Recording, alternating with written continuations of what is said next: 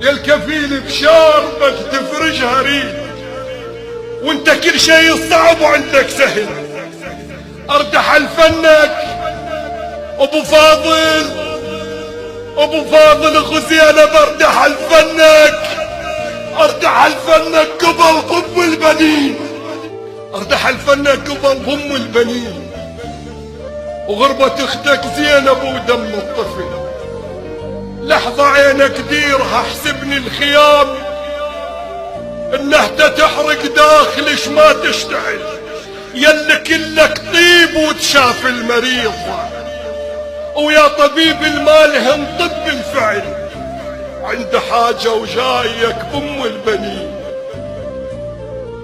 عند حاجة وجايك بأم البنين.